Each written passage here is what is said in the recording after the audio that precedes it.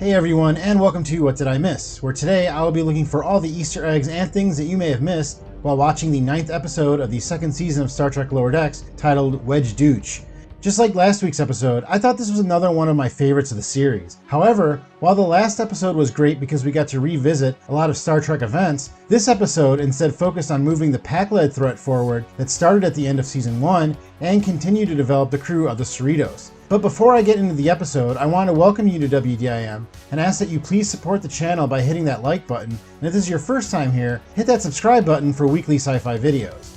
The title of the episode, Wedge Dooch, is Klingonese and translates to English as Three Ships, and we do get to see not just the Lower Decks characters on the USS Cerritos, but also those of a Klingon and Vulcan ship.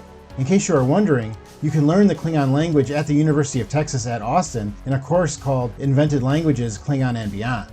This is the first time in the history of Star Trek that a Klingon phrase has been utilized for the title of an episode, unless you also want to count all the phrases from William Shakespeare that have been used. As this is the second to last episode of the second season, it'll be interesting if sometime soon, the Lower Decks crew will be promoted from ensigns to lieutenant's junior grade. It is generally understood that on average, an ensign assignment lasts 3 years in Starfleet, unless your name is Harry Kim. This episode seemed to introduce the idea of new Lower Decks characters joining the crew, so perhaps in the finale or next season, the 4 main characters will be promoted and be in charge of new recruits. I would love to know what you think, so let me know in the comments if you think that the Lower Decks crew will get promoted soon.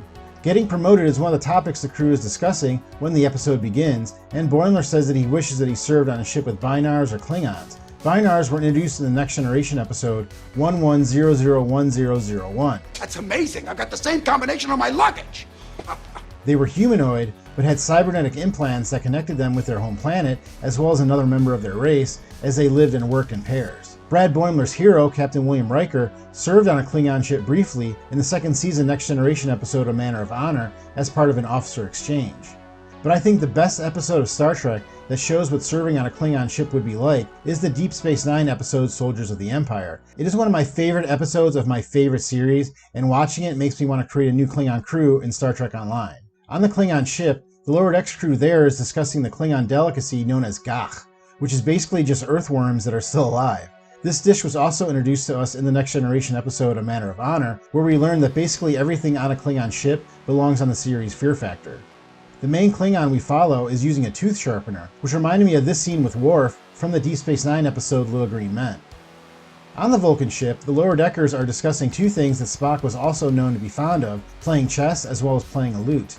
Later, Shax becomes upset when Boimler brings up his home planet Bajor during their pottery class. Bajor was occupied by the Cardassian Empire, and Shax was probably part of a resistance cell, similar to Major Kira on Deep Space Nine, who was played by Nana Visitor.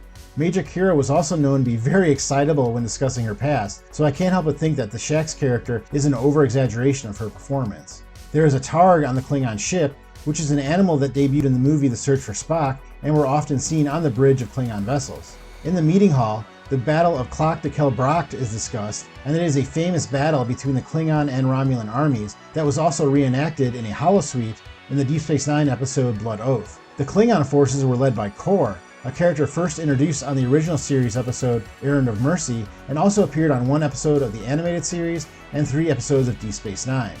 The character was played in live action by actor John Colicos, and was one of the best villains of the original series before he was reintroduced on Deep Space Nine as a more sympathetic character.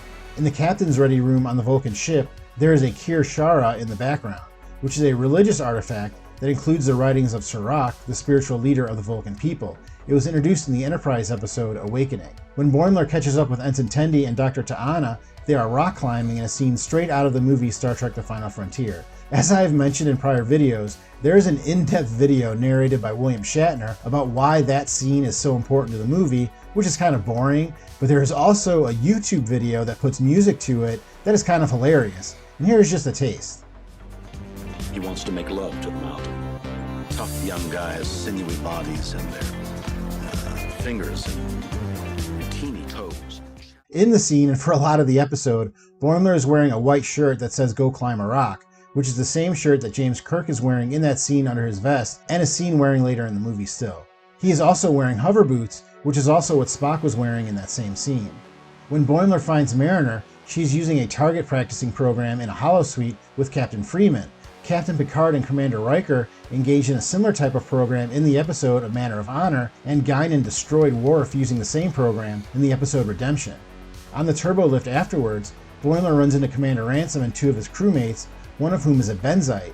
Mordock, the first Benzite, appeared on the Next Generation episode Coming of Age as an answer to the question, can they make a character more annoying than Wesley Crusher? But a different Benzite character was next seen on the episode A Manner of Honor, which is an episode I seem to be referencing quite a bit. Back on the Vulcan ship, T'Lyn repeats the phrase that logic is the beginning of wisdom, not the end. This was something that Spock told Valeris in the movie Star Trek The Undiscovered Country. When we see the lower decks crew hanging out around their bunks, Rutherford can be seen playing with a model of Deep Space Nine. We saw Tendi give Rutherford this model earlier in the season in the episode titled An Embarrassment of Duplers. The Klingon captain is shown to be listening to opera, which was something Worf was also shown to be very fond of during his time on Deep Space Nine. Then we get a big reveal as we see that it has been this Klingon captain that has been providing the Pakleds with weapons and other support in an effort to destabilize the Federation. The captain says the line, "Cry havoc and let slip the dogs of war," which is a line from the play The Tragedy of Julius Caesar by Shakespeare. But this is also a reference to this scene from the movie The Undiscovered Country. Cry havoc and let slip the dogs of war. When Mariner is hanging out in her mother's quarters, the captain is wearing a shirt that says Ritos, which is very similar to the style of disco shirts seen on the series Discovery and Me. They seem to be playing a type of mystery game like the board game Clue, which was made into a movie that co-starred Christopher Lloyd, the actor who portrayed the Klingon commander Krug in the movie The Search for Spock. During the game, Mariner says the killer used a rifle that can shoot through walls. This is a reference to the TR-116 rifle and the events seen in the Deep Space Nine episode Field of Fire. When the Pakled ship attacks, we see other crew members wearing costumes that we have seen earlier this season that are callbacks to prior episodes, such as two crew members who are in Ambo Jiu-Jitsu outfits, a fictional sport introduced in the Next Generation episode The Icarus Factor. I also saw someone run through with a Robin Hood outfit on, which is a reference to the Next Generation episode Cupid, which is the one where Cupid sends the crew into a Robin Hood story. It looks like one crew member is in a smoking jacket and holding a pipe, which is similar to Data's Sherlock Holmes outfit on the Next Generation. There's also one crew member in a British naval uniform, which I believe is a reference to the boat christening scene in Star Trek First Contact. Also, there are two women running that are wearing the same workout ensembles that Deanna Troi and Dr. Beverly Crusher wore on the Next Generation episode The Price. I also saw two characters running in what looked like outfits from the Renaissance, which could be a reference to the outfits that Dax and Kira wore the first time they met Worf on the Deep Space Nine episode The Way of the Warrior. During the fight for the leadership of the Klingon ship, Junior Officer Mock states that other Klingons have tried to prevent peace in the past. This could be a reference to many incidents, as Klingons are always down to get into a fight, but is probably referencing the events of the movie The Undiscovered Country, which was about a plot to stop the peace talks between them and the Federation that included members of the Klingon military. When we see the lower decks of the Pakled ship, I thought it was funny that the crew is sitting in front of hexagonal crates that are the same design as the ones on the Cerritos, only larger. This is in line with the characterization of the Pakleds as mindless consumers that appropriate other cultures and just want the biggest thing. When the Vulcans arrive and stand between the Pakled ship and the Cerritos, I couldn't help but think of this scene from the movie First Contact, in which the Enterprise arrives at the Battle of Sector 001 just in time to stand between the Borg cube and the Defiant, which was being captained by Worf at the time. The episode ends with what I believe may be setting up the next overarching plotline.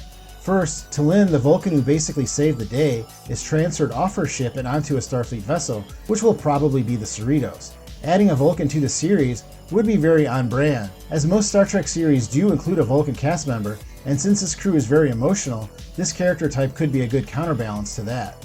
We then see a young man who may be an ensign asking Boimler about his duty shifts. The outfit he is wearing is similar to the one that Wesley Crusher wore on the Enterprise before he was promoted to ensign, so this character may still be in the Academy.